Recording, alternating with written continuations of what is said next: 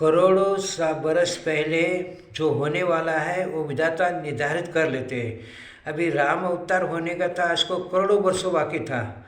तभी घटना ये बनी कि नारद मुनि है, उनको लगा कि मैं तपस्या करके ब्रह्म ज्ञान प्राप्त करूं, ये सब होने वाला था। तो नारद मुनि तपस्या करने के लिए कोई ऐसे जंगल में गए जहाँ पे कामदेव नहीं जा सकते थे। वहाँ पे कामदेव को श्राप मिला था कि ये तुम्हारा बल नहीं चलेगा, ये भी ऊपर से निर्धारित था। नारद मुनि तपस्या किया, करने बैठ गए। वहाँ पे रंभा और दूसरी अप्सरा लोग आके नारद मुनि का तप छोड़ाने के लिए देखा, लेकिन नारद मुनि का रुई भी नहीं हिली, क्योंकि वो तो वहाँ पे कामदेव का बस ही नहीं चलता था।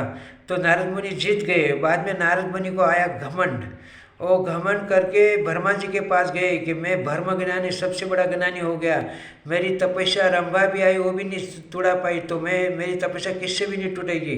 अभी ब्रह्म ज्ञानी हो गया। नारद ब्रह्मा जी ने बोला, बेटे, वो ब्रह्मा जी के बेटे हैं, तो तुम ये बात शिव को मत बोलना। फिर भी नारद मुनि घमंड के द्वारा वहाँ पे गया, वहाँ भी बोला कि मैं सबसे बड़ा तपस्वी, सबसे बड़ा ब्रह्म ज्ञानी हो गया। शिव ने बोला, भाई हमारे पास बोला, विष्णु के पास मत बोलना। तो नारद मुनि को घमंड इतना था, तो विष्णु भगवान के पास भी गए। वहाँ पे जाके बोलने लगे कि मैं बहुत बड़ा तपस्वी और बहुत बड़ा ब्रह्म ज्ञानी बन गया, मैंने ब्रह्म प्राप्त कर लिया है। विष्णु भगवान ने बोला हंसते हंसते, हाँ भाई, आप हमारे भी बड़े भक्त हो, आपके अलावा दूसरा कौन ब्रह्म ज्ञानी हो सकता है, ठीक है आप जाओ। ऐसा करके नारद मुनि रवाना किया। नारद मुनि आधे रास्ते पे पहुँचे, वो बड़ा जंगल था वहाँ पे। हाँ, ये भगवान ने ऐसी लीला रची कि उसको बहुत बड़ा वहाँ पे सिटी बन गई। वहाँ पे एक राजा राज करता है और विष्णु कुमारी की जैसी उसकी राजकन्या थी। और नारद मुनि ने उस लड़की को देखा, वहाँ था कुछ भी नहीं, ये भगवान की माया का प्रभाव था, क्योंकि नारद मुनि का घमंड उतारने के लिए। तब माया की वजह से उसको बड़ी राजकुमारी को देखा, नारद जी मोहित हो गए। वहाँ पे गए तो राजकुमारी ने भी बोला कि भाई आओ, आपके जैसे बड़े ज्ञानी अगर हमारे राज में आएंगे तो हमारा अहोभाग्य।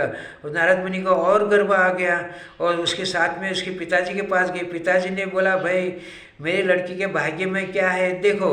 नारद मुनि ने लड़की का हाथ देखते देखते उसका हाथ को सप्रेज किया और सोचा कि इसको अगर मैं ये अपना, तो नारद मुनि ने बोला, भाई इसके लिए आप ऐसी रचना करो कि हर देश देश के राजा आएंगे और आपकी लड़की जिसको चाहेंगी उसके गले में वरमाला, श्याम वर रचने के लिए बोले, श्याम वर रसो, जिसके गले में वरमाला डाली वही उसका पति होगा। ऐसा नारद मुनि ने अपने लिए से बोला।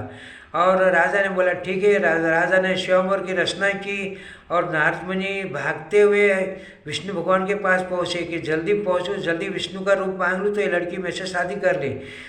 भगवान ने ऐसी लीला की, भगवान और लक्ष्मी माता सामने से आ रहे तो बोले, प्रभु मैं आपसे आज तक कुछ नहीं मांगा, कुछ मांगने के लिए मैं आपके पास आया हूँ। भगवान ने बोला मांगो, तो बोले आपका रूप मेरे को क्षण भर के लिए दो। तो भगवान ने पूछा क्यों, तो बोलते हैं, मैं नारद मुनि बोले कि हमें शादी करनी है। नारद मुनि आप शादी करेंगे? भगवान ने पूछा तो नारद मुनि बोला हाँ, क्या मैं शादी नहीं कर सकता? भगवान ने बोला हाँ हाँ कर सकते हो, आपको जैसा आपका भला होगा ऐसा मैं करूँगा, क्या करने का मुझे। भगवान ने बोला, तो नारद मुनि ने बोला आपका रूप दो, क्योंकि सबसे सुंदर तो भगवान ही है। भगवान ने बोला ठीक है, तुम्हारा भला होएगा ऐसा करूँगा। ऐसा करके भगवान ने नारद मुनि को बंदर का मुँह दे दिया। अभी नारद मुनि आके सभा में बैठ गए। ये सब भगवान की माया का प्रभाव है। नारद मुनि को नहीं मालूम, वो तो सब असलियत मान रहे थे। वो आके बैठे, चारों ओर देख रहे, सब लोग देख रहे उसको। तो अंदर कोई कोई ऐसे बोलने लगे, देव लोग तो आते हैं श्यामवर में, आजकल तो बंदर भी आने लगे। तो नारद मुनि लोग लगा कि कोई और बंदर होएगा, उसको बोल रहे हैं। बाद में श्यामवर चालू हो गया। राजकुमारी सबको देखते देखते नारद मुनि के पास, नारद मुनि खड़े हो गए, लेकिन नारद मुनि को भी वरमाला नहीं डाली। और आगे देखा तो विष्णु भगवान सामने से आ रहे, ऐसी भगवान ने लीला की थी। तो जाके वरमाला वो विश्व सुंदरी ने उसके गले में डाल दी। और नारद मुनि को इतना क्रोध आया कोई सीमा नहीं उसकी।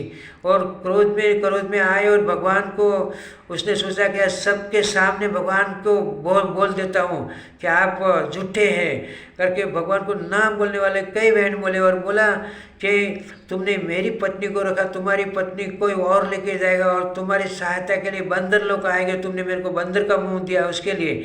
ऐसे करके नारद मुनि ने भगवान को श्राप दिया। भगवान ने स्वीकार कर लिया और भगवान ने उसको उस टाइम ये भी बोला कि हे नारद मुनि, तुमने मुझे मेरी पत्नी के लेके जाने का श्राप दिया, ठीक है वो भी होगा और बंदर मेरी सहायता करेगी, उस सहायता में तुम हनुमान बन के बंदर के रूप में हनुमान बनोगे और मेरी सहायता तुमको ही करनी पड़ेगी। लेकिन ये सब बोलने का कारण क्या है करके भगवान ने अपनी माया खींच ली तो देखा तो चारों ओर जंगल में खड़े थे दोनों और नारद मुनि भगवान के पाँव में पड़ गए, रोने लगे, प्रभु मेरा श्राप तो मिथ्या नहीं होगा। भगवान ने बोला ये सब मेरी मर्जी से हुआ है और तुम्हें करोड़ों साल के बाद धरती पे अवतार लेना है बंदर के रूप में और तुम्हारा नाम पड़ेगा हनुमान और सबसे प्रिय भगत तुम मेरे होगे और हनुमान के नाम से फेमस रहोगे हमेशा धरती पर। जहाँ जहाँ पे मेरी राम कथा होगी वहाँ पे तुमको आना है। ऐसा भगवान ने करोड़ों साल पहला निर्धारित किया था। ये रामायण भी पहले से लिखी गई है।